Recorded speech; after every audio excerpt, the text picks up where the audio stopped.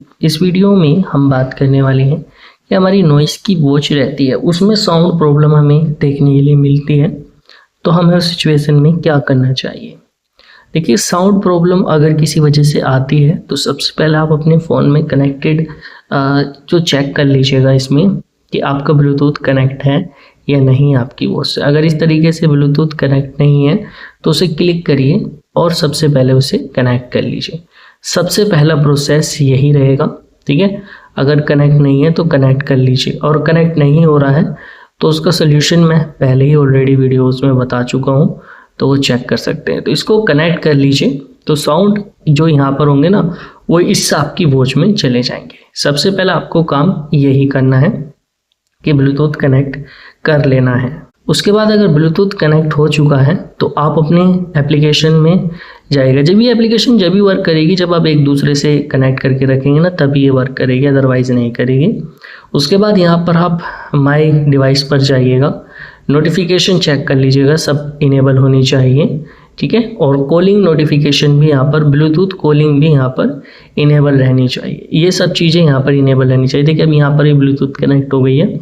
अब इसमें साउंड का कोई भी प्रॉब्लम देखने के लिए नहीं मिलेगा। और नोटिफिकेशंस को जरूर चेक कर लीजिएगा, यहाँ से एप्लीकेशन से इनेबल करके, सब एप्लीकेशन से इन आपको इनेबल करनी है, ठीक है। अब आपको यहाँ पर वॉच में भी चेक कर लेना है। ध्यान रखिए, वॉच में आपका यहाँ पर जब सेटिंग्स में जाएंगे आप, तो ना तो आपका DND मोड लगा हुआ होना चाहिए, ठीक है। यहाँ पर जो ये DND मोड है, ना आपके यहाँ पर वाइब्रेशन वगैरह बंद रहनी चाहिए, साइलेंट मोड पर नहीं लगा हुआ रहना चाहिए। ये चीज़ आपको मैनेज कर लेनी है, चेक कर लेनी है। अगर बंद होता है तो फिर आपकी ये नहीं चलेगी।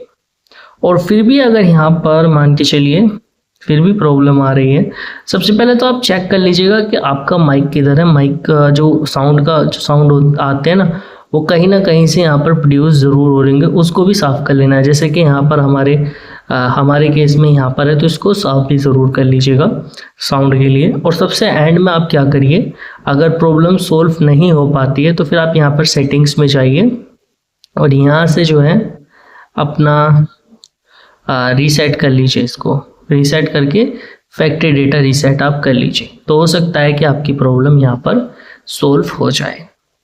तो ये छोटा सा प्रोसेस बस इसका रहता है। अगर यहाँ पर आपको वीडियो अच्छी लगी हो तो लाइक कर दीजिएगा और चैनल को सब्सक्राइब भी कर दीजिएगा।